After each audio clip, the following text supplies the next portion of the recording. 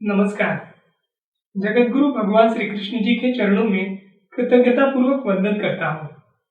सनातन संस्था तथा हिंदू जनजागृति समिति की ओर से आयोजित धर्म संवाद इस विशेष कार्यक्रम में मैं गुरुराज प्रभु आप सभी का हार्दिक स्वागत करता हूँ। दर्शकों, धर्म संवाद इस कार्यक्रम में विगत कुछ दिनों से लगातार हम सनातन हिंदू धर्म की विशेषता कहे जाने वाले कर्मफल सिद्धांत इस सिद्धांत के विषय में चर्चा करते आ रहे हैं और हम सभी का सौभाग्य है कि इस चर्चा के लिए हमें संतों का मार्गदर्शन प्राप्त हो रहा है। अनेक लोगों को यह कार्यक्रम देखते हुए जो प्रश्न निर्माण होते हैं वो दर्शक हमारे पास निरंतर भेज भी रहे हैं और इन प्रश्नों को हम इस कार्यक्रम में ले भी रहे हैं। आप सभी से यह विनती है कि कार्यक्रम देखते समय यदि आपके मन में कोई प्रश्न उपस्थित होता है तो वह कमेंट बॉक्स में लिखकर आप उसे हम तक अवश्य पहुंचाएं। अपना प्रश्न लिखते समय प्रश्न के साथ अपना नाम, अपना पता तथा आपका संपर्क सूत्र अवश्य लिखें। आज धर्म संवाद में हमें मार्गदर्शन करने के लिए पूजनीय नीलेश सिंघवाल जी उपस्थित हैं। हम पूजनीय नीलेश सिंघवाल जी का स्वागत करते हैं। धर्म, अध्यात्म, 16 संस्कार आदि विविध विषयों पर निरंतर चर्चाएं करते आ रहे हैं और वर्तमान में हम सनातन हिंदू धर्म के विशेषता कहे जाने वाले कर्मफल सिद्धांत इस विषय पर चर्चा कर रहे हैं।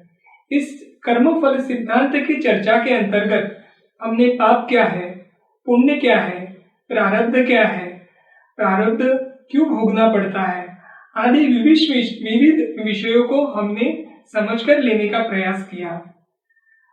वास्तव में पाप और पुण्य यह केवल एक संकल्पना है या यह वास्तविकता है, यह हम जानने का इस धर्म संवाद में प्रयास कर रहे हैं।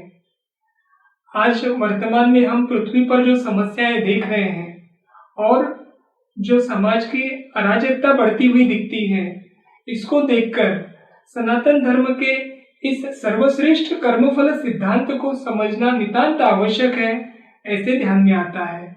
यदि कर्मफल सिद्धांत को हम समझ कर लेंगे तो निश्चित तौर पर वर्तमान में समाज में ये जो समस्याएं निर्माण हो रही है उस पर रोक लग सकती है। आइए तो आज के विषय को हम आरंभ करेंगे। सबसे पहला प्रश्न हम पूजनीय नीलेश जी से पूछेंगे कि कहते हैं ईश्वर कृपा से सब कुछ संभव है, ऐसे अनेक बार लिखा हुआ भी है, तो क्या ईश्वर कृपा से प्रारब्ध टल सकता है क्या? ये हम आपसे जानना चाहते हैं। संत जनार्दन जी के शिष्य श्री एकनाथ महाराज जी कहते हैं कि भोग प्रारब्ध के कारण प्राप्त होते हैं, किंतु हरि कृपा से प्रारब्ध का नाश होता है। महर्षि अरविंद भी कहते हैं कि भगवान की दया से प्रारब्ध में परिवर्तन संभव है। एक बार एक सज्जन अति महत्वपूर्ण कार्य के लिए विदेश जाने वाले थे। उन्होंने विमान का टिकट भी करवा लिया था और अकस्मात पुलिस ने उनको थाने में बुलाया। उनकी उन्नति सहन न कर पाने वाले अनेक शत्रुओं ने उनके विरुद्ध कुछ षड्यंत्र रचा हुआ था। जब उनके मित्र को पता चला तब उसने दूरभाष पर उनको सांत्वना देते हुए कहा, तुम धीरज रखो, ईश्वर तुम पर अन्याय कभी नहीं होने देंगे। इस सब के पीछे कोई ईश्वरीय संकेत अवश्य होगा, ऐसे उस मित्र ने उन्हें बताया। पुलिस थाने में पूछताछ से कोई निष्कर्ष न निकलने पर पुलिस ने उन्हें निर्दोष मानकर छोड़ दिया और ये सब होने तक विमान के प्रस्थान का समय भी बीत चुका था। इस कारण उनकी यात्रा तो निरस्त हो गई। सायंकाल उन्होंने समाचार देखा कि वे जिस विमान से यात्रा करने वाले थे वो विमान दुर्घटनाग्रस्त हुआ तथा उस विमान के सभी यात्रियों की अकाल मृत्यु हो गई। विमान दुर्घटना का समाचार सुनकर वे ईश्वर के चरणों में शरण हो गए। उन्हें समझ में आया कि ईश्वर ने ही इस दुर्घटना से उनका रक्षण किया है, उन्हें बचाया है। इस कारण उन्होंने ईश्वर के चरणों में कृतज्ञता व्यक्त की। अभी प्रारब्ध की दृष्टि से और एक उन्नत पुरुषों के संदर्भ में यानी संतों की दृष्टि से एक प्रश्न कई बार लोगों के मन में भी आता है कि आध्यात्मिक दृष्टि से जो उन्नत पुरुष होते हैं क्या वो उनका प्रारब्ध का भोग टाल सकते हैं क्या? अभी आत्मज्ञान जब हो जाता है किसी व्यक्ति को, उसके बाद यानी अहम भाव संपूर्णतः नष्ट होने के बाद आध्यात्मिक दृष्टि से उन्नत पुरुषों की सभी वासनाओं के एवं कर्मों के फल नष्ट हो जाते हैं। उनके संचित कर्मों का भंडार समाप्त होता है एवं क्रियमाण कर्म से भी पाप पुण्य अथवा संस्कार नहीं बनते हैं। किंतु इतना होने के बाद भी वे प्रारब्ध के भोग टाल नहीं सकते हैं। प्रारब्ध तो उन्हें भोगना ही पड़ता है। उन्हें अपने प्रारब्ध के अनुसार सुख दुख एवं रोग भोगने पड़ते हैं और वे स्वयं भी प्रारब्ध टालने का कभी प्रयास नहीं करते। वे ईश्वर इच्छा समझकर प्रारब्ध भोगते हैं। इसके लिए कुछ उदाहरण मैं बताता हूँ। रमण महर्षि एवं श्री रामकृष्ण परमहंस जी कर्करोग से पीड़ित थे, लेकिन उनका कार्य भी शुभ था।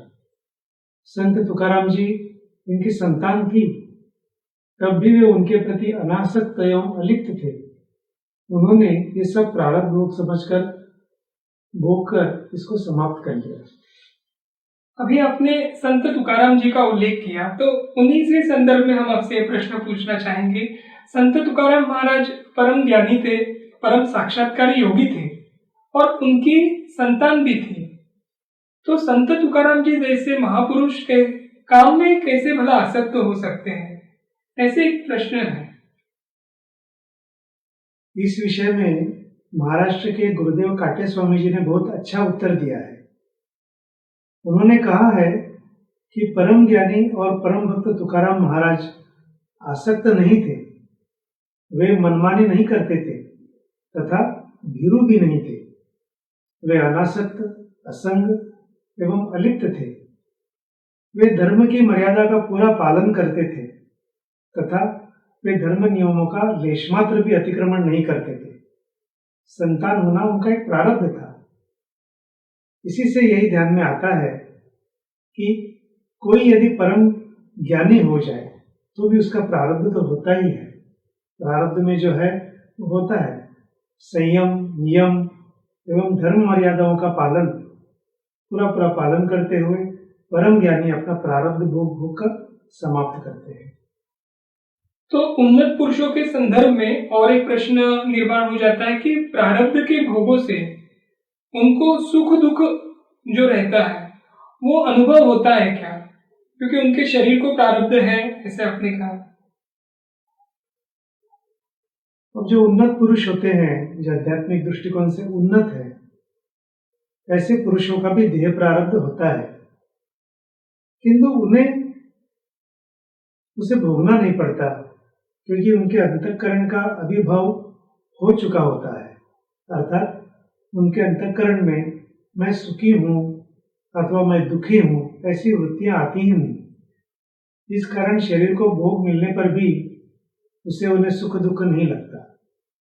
ज्ञान से जो ज्ञान उन्हें मिलता है, उस ज्ञान प्राप्ति के बाद मैं शरीर नहीं तो आत्मा हूं, ये दृढ़ बोध होने से शरीर को प्रारब्ध के कारण होने वाले भोगों से सुख दुख नहीं होता, क्योंकि भोग एक मिथ्या बात है, ये उन्नत पुरुष जानते हैं। लौकिक दृष्टिकोण से जीवन जीते हुए भी उन्नत पुरुषों को ईश्वर प्राप्ति होने से वस्तुतः वे जीवन मुक्त ही होते हैं। कई लोग कहते हैं कि ईश्वर प्राप्ति के उपरांत भी अल्प जीव दशा तो रहती ही होगी, यानी थोड़ी जीव दशा तो रहती ही होगी, क्योंकि हम संपूर्ण नष्ट हो जाने पर कोई व्यवहार नहीं किया जा सकता। किंतु ये सत्य नहीं है। जो ऐसा कहते हैं वे अहंकार का मूल स्वरूप ही नहीं जानते हैं। यदि व्यवहार करने के लिए कुछ मात्रा में जीव दशा आवश्यक होती तो ये सोचिए कि ईश्वर में जीव दशा न होते हुए भी उन्होंने अनंत कोटि ब्रह्मांड कैसे निर्माण किए। प्रभु श्री राम, भगवान श्री कृष्ण जैसे अवतारों को भी हम नहीं था, फिर भी उन्होंने भक्तों की रक्षा का कार्य एवं दुष्टों का संहार किया ही है। संत अथवा गुरुओं की यानी जो जीवन मुक्त होते हैं वे देह होने तक का उनका जो जीवन है अहंकार के कारण नहीं अपितु प्रारब्ध के अनुसार चलता है, ऐसा वेदों में कहा है। इससे यह सिद्ध होता है कि अहंकार भी ब्रह्म रूप है। जीवन मुक्तों का अहंकार ब्रह्म रूप होता है। इसका अर्थ यह है कि उनकी वासनाएं ब्रह्म रूप होती है। इसी कारण उनके अंतःकरण में मैं सुखी हूं अथवा दुखी हूं इस प्रकार के विचार ही नहीं आते। और एक जैसे अभी उन्नत पुरुषों के, संत पुरुषों के प्रारब्ध से जुड़ी हुई बातों पर हम चर्चा कर रहे हैं, तो कई बार कुछ संतों के चरित्र में या उनके विषय में ये सुनने में आता है कि ऐसे संत होते हैं जो सिद्ध पुरुष होते हुए भी कूड़े कचरे में पड़े रहते हैं। तो क्या ये उनकी लीला होती है या उनका प्रारब्ध होता है? आपने सही प्रश्न पूछा है। एक गांव में एक महान सिद्धि प्राप्त किए हुए सिद्ध संत, औलिया संत सत्पुरुष थे और वे सदैव कूड़े कचरे में पड़े रहते थे। उन्हें पहली बार देखने वाले उनका इस प्रकार से पड़े रहने का कारण समझ नहीं पाते थे और सत्पुरुषों के देह प्रारब्ध के विषय में साधारण लोगों को समझ में आना भी कठिन है। परंतु उनके भक्तों को इसमें कोई आश्चर्य नहीं लगता था। उनके दर्शन के लिए आने वाले लोग उन्हें जो खाद्य पदार्थ देते थे उसे वे कूड़े पर बैठे प्राणियों को खाने के लिए देते थे।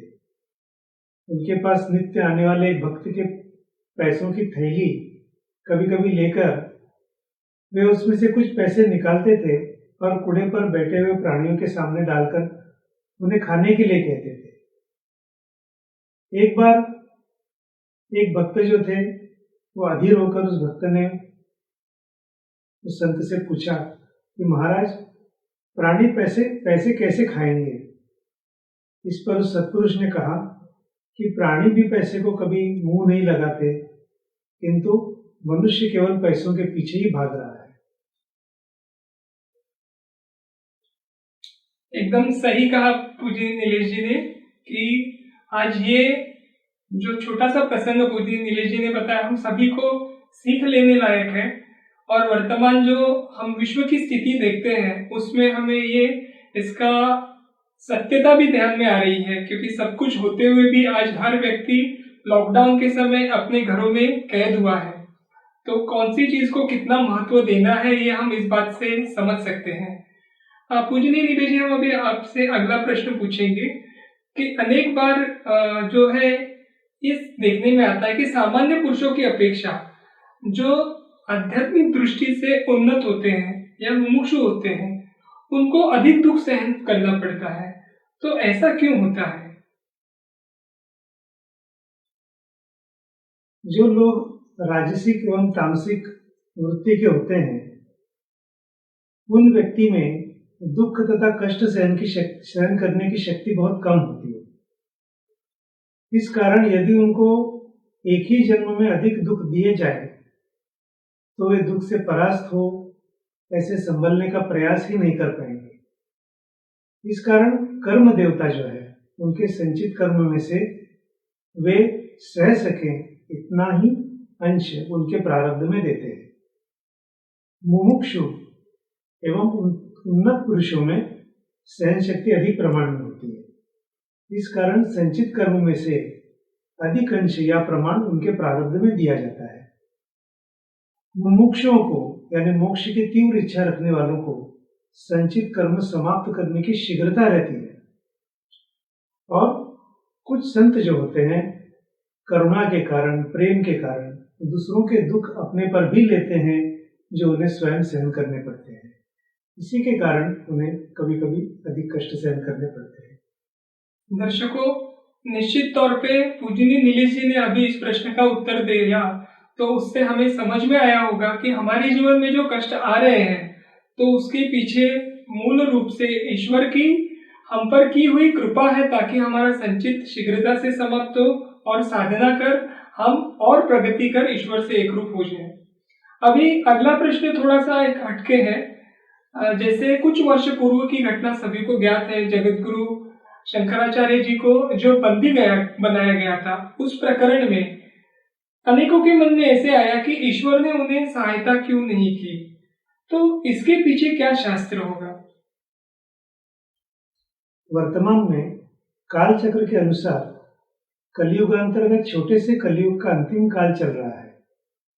इस कारण सभी संतों को कष्ट होना अपरिहार्य है। धर्मगुरु हिंदुओं के केंद्र बिंदु होते हैं, इसलिए शंकराचार्य जी को इस प्रकार का कष्ट सहना पड़ा है। इसे समष्टि प्रारब्ध कहते हैं। धर्म पर प्रहार करने वाली ऐसी कई घटनाएं होने के उपरांत बहुत लोग ईश्वर की शरण में जाएंगे तथा अत्याचार करने वालों के पाप में शीघ्र वृद्धि होगी, तब ईश्वर अवतार लेंगे और धर्म संस्थापना का कार्य करेंगे। जी, आपने जो ये बताया उससे निश्चित तौर पर बहुत सारे लोगों के मन में जो शंका थी वो दूर हुई होगी कि ऐसी घटनाओं के पीछे भी ईश्वरीय योजना क्या रहती है, ये हमें समझ में आया। एक प्रश्न ये है कि प्रारब्ध के अनुसार ही व्यक्ति की इच्छा होती है क्या, ये हम आपसे जानना चाहते हैं। अभी इस प्रश्न का उत्तर कुछ उदाहरणों से हम समझ कर लेंगे। किसी को धन देने में 2 बार सोचने वाला अगर व्यक्ति हो, वो कभी कभी किसी अपरिचित व्यक्ति को बिना विचार किए 1 लाख रुपए झट से दे देता है। तो इसका कारण क्या होता है? पूर्व जन्म में उससे लिए ऋण का भुगतान न करने अथवा न कर पाने से इस प्रकार की असंभव लगने वाली इच्छा उसके मन में उत्पन्न होती है। और एक उदाहरण लेंगे। किसी को उससे अपरिचित किसी दूसरे संबंधी से उसकी इच्छा अनुसार अथवा मृत्यु पत्र द्वारा 1 लाख रुपए मिलते हैं, तो उसने पूर्व जन्म में लिया हुआ पैसा वापस किया है, यह मानने से ही इस घटना का समाधान संभव होता है। बहुत सात्विक मनुष्य भी कभी कभी अशांत होकर अकस्मात या अचानक कोई निर्णय लेता है जो दूसरे को दुख पहुंचाता है। तब हमें आश्चर्य होता है, पूर्व जन्म में उस मनुष्य ने उस सात्विक मनुष्य को बहुत कष्ट दिया हो और इस कारण सात्विक मनुष्य के मन में प्रतिशोध की भावना जागृत होने की संभावना हो सकती है। और एक आसान सा उदाहरण लेंगे। मान लीजिए आपको मार्ग में पड़ी सोने की चेन दिखाई दी, आपने उसे उठा लिया, तो उसके 2 परिणाम संभव है। आप उस चेन को निर्भयता से बिना किसी विपत्ति के पहन सकते हैं। दूसरा ये भी हो सकता है कि उस चेन को चुराने के आरोप में पुलिस आपके पीछे पड़ सकती है। आप सुख पाएंगे या दुख, यह आपका भाग्य निश्चित करता है। वो चेन उठानी है अथवा नहीं, यह आपकी इच्छा पर निर्भर है। आपका प्रारब्ध अच्छा होगा तो आप चोरी के आरोप के बिना वो चेन अपने पास रखकर प्रसन्नता का अनुभव करेंगे। किंतु आपका प्रारब्ध यदि बुरा होगा तो आपको वो सोने की जो चेन है उठाने की दुर्बुद्धि होगी एवं पुलिस आपको पकड़ लेगी। यदि आपके प्रारब्ध एवं उस सोने की चेन का संबंध नहीं होगा तो आपको वो चेन दिखाई भी नहीं देगी, और यदि दिखाई दी तो उठाने की इच्छा भी नहीं होगी। जी, तो क्या हम इससे मान ले कि जीवन की अनेक घटनाएं प्रारब्ध के कारण होती है, तो मनुष्य को कुछ स्वतंत्रता है भी या नहीं? मनुष्य को स्वतंत्रता तो है, ऐसा प्रश्न आना स्वाभाविक भी है। फ्रेंच दार्शनिक नॉस्ट्रेडामस ने लगभग 400 वर्ष पहले दूसरा महायुद्ध होगा एवं उसके नेता के रूप में हिटलर का भविष्य लिखा हुआ था। नंद वंश के राजा के शासन का अंत आर्य चाणक्य करेगा, यह भविष्य कथन महर्षि व्यास जी ने श्रीमद् भागवत में 1 सहस्त्र वर्ष यानी 1000 वर्ष पहले ही लिख के रखा था। इसका अर्थ यही हुआ, दूसरा महायुद्ध, चाणक्य एवं हिटलर का जन्म तथा नंद वंश का अंत, ये सभी घटनाएं पूर्व निर्धारित तथा सुनिश्चित ही थी। तो क्या इसका अर्थ यह है कि हमारी इच्छा मुक्त हो ही नहीं सकती? अथवा हम अपना भाग्य परिवर्तित नहीं कर सकते हैं क्या? यदि हमें इच्छा एवं कार्य करने की स्वतंत्रता तनिक भी नहीं होगी और हमें अपने भाग्य के अनुसार चुपचाप बढ़ते रहना है, तो उचित अनुचित जो मार्ग होते हैं एवं आध्यात्मिक उन्नति के लिए विभिन्न साधना है, ये सब निरर्थक ही होंगे, ऐसे किसी को लग सकता है। पर हमें ध्यान देना है कि पृथ्वी एक कर्म भूमि होती है, यहाँ कर्म करने की स्वतंत्रता भी है। मनुष्य कर्म योनिज है, अर्थात मनुष्य को पर्याप्त बुद्धि एवं इच्छा करने की स्वतंत्रता होने के कारण वो उचित निर्णय ले सकता है एवं अपने लिए क्या उचित है क्या अनुचित है ये समझ सकता है। साथ ही वो अपने आध्यात्मिक उन्नति के लिए साधना करता है या साधना कर सकता है। प्रारब्ध के अनुसार ही मनुष्य को सुख अथवा दुख प्राप्त होता है, किंतु वो भोगते समय उसे पाप न करने का भी अधिकार है। भगवान ने मनुष्य को बुद्धि प्रदान कर उसे बुद्धि के निर्णय के अनुसार उसे उचित कार्य करना है अथवा वासना के अधीन होकर अनुचित कार्य करना है, इसके चयन की अर्थात मनुष्य को इच्छा एवं कार्य करने की स्वतंत्रता भी प्रदान की हुई है। प्रत्येक क्रिया की योग्यता बुद्धि के विकास पर निर्भर होती है। ये कुछ उदाहरणों से हम समझ लेते हैं। अब जब हम ताश खेलते हैं, जो पत्ते होते हैं, ताश खेलने का जो होता है, तो ताश खेलते समय आपको प्राप्त जो पत्ते होते हैं वो आपके प्रारब्ध के अनुसार मिलते हैं। आप अपनी इच्छा के अनुसार पत्ता चलते हैं, यही क्रियमाण कर्म है। और एक उदाहरण लेंगे, सेना में भर्ती हुए सैनिक के लिए यदि दूसरे देश में युद्ध करना पड़ा या किसी दूसरे देश में युद्ध आरंभ हुआ और उसे जाना पड़ा, तो ये उसके प्रारब्ध का भाग है। किंतु धैर्य से लड़कर युद्ध भूमि पर मृत्यु वरण करे अथवा वहां से पलायन करे, यह निर्णय वो ले सकता है, यह उसका क्रियमाण हुआ। यदि कोई संगीत क्षेत्र में कार्य कर रहा हो, आप अगर भैरवी राग अच्छी तरीके से गा सकते हो और संगीत की परीक्षा में वही राग आपको आ गया, तो वो आपका प्रारब्ध है।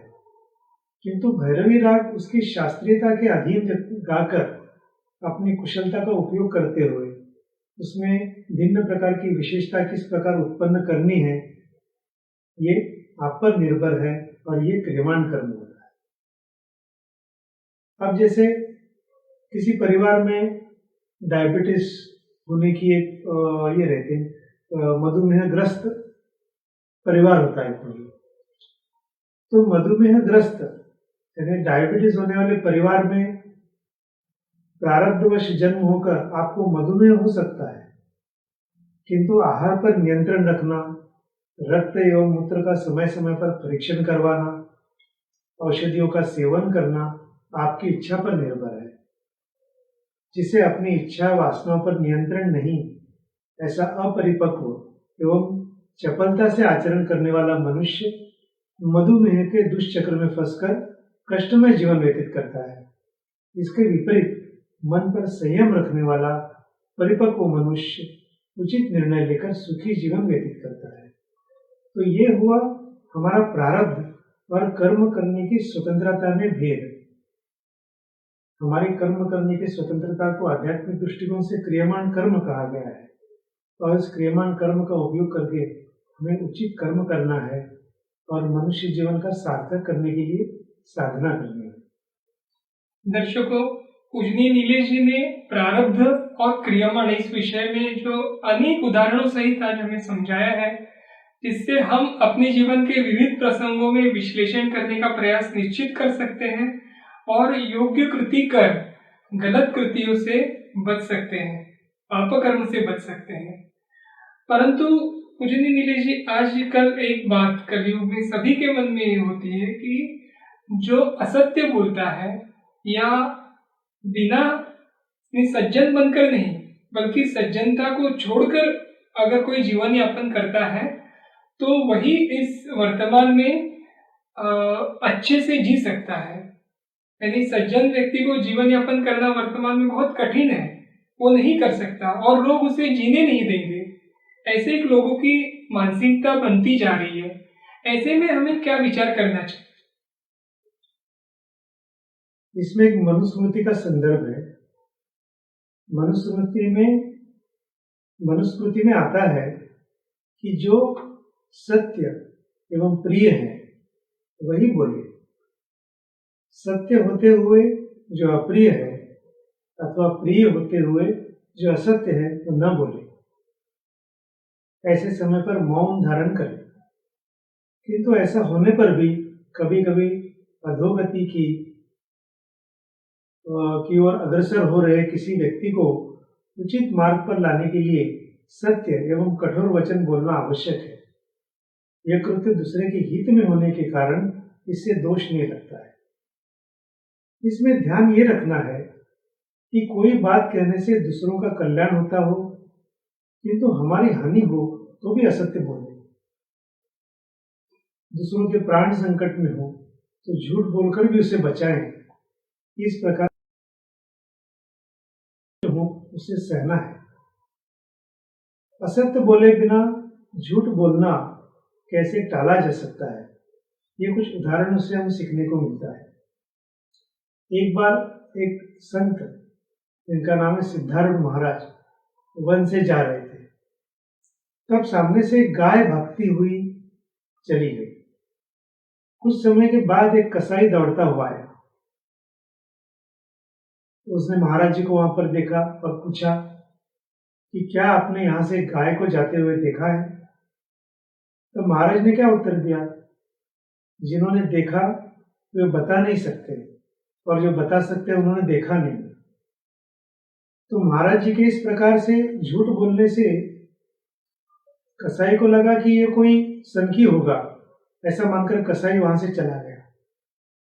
गाय तो बच गई।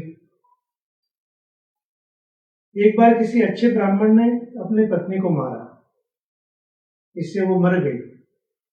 ये कबीरदास जी ने देखा था। इस संदर्भ में साक्ष्य देने के लिए उन्हें न्यायालय का बुलावा आया। तब वे दुविधा में पड़ गए और सोचा कि यदि मैं सच बताता हूं तो ब्राह्मण के प्राण जाएंगे तथा झूठ बोलने से मेरे साधुत्व पर कलंक लगेगा। वे नामजप करते हुए न्यायालय में गए और वहां पर क्या हुआ तो वहां उनका विचित्र आचरण देखकर न्यायाधीश को ऐसा लगा कि वे कोई मूर्ख व्यक्ति है क्या, ऐसे प्रतीत हुआ।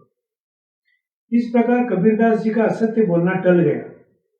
परंतु यहाँ पर संत का भाव का हमें ध्यान रखना चाहिए। यहाँ पर संत का भाव रहता है कि प्रत्येक व्यक्ति के कर्म का फल ईश्वर उसे देने ही वाला है। तो उस व्यक्ति की कृति प्रारब्ध के कारण है या क्रियमाण कर्म से, इसमें पढ़ना आवश्यक नहीं है।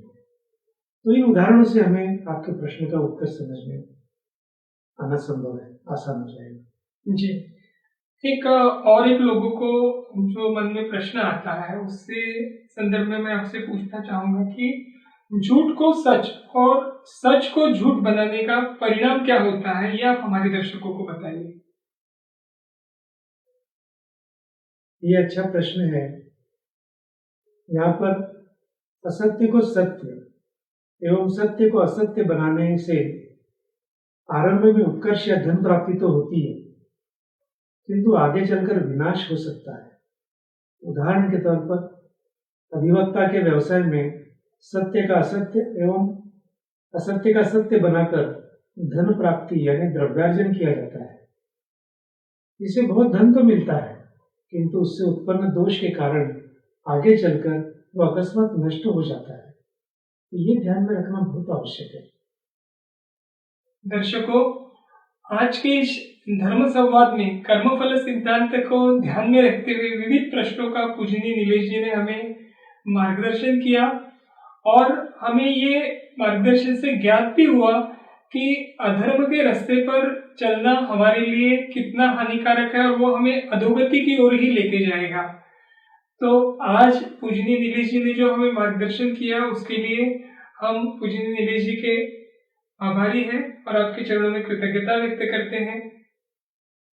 दर्शकों, कर्मफल सिद्धांत इस आज के धर्म संवाद में अलग अलग प्रश्नों के उत्तरों को समझते हुए आपके मन में यदि कोई भी प्रश्न निर्माण हुए हैं तो निश्चित तौर पर कमेंट बॉक्स में लिखकर वह आप हम तक अवश्य पहुंचाएं। हम यथासंभव आपकी शंकाओं का समाधान करने का निश्चित ही प्रयास करेंगे।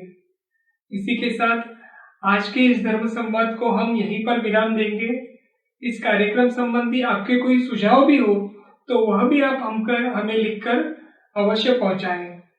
भगवान श्री कृष्ण जी के चरणों में कृतज्ञता व्यक्त कर आज का हम यह धर्म संवाद यही समाप्त करेंगे। नमस्कार।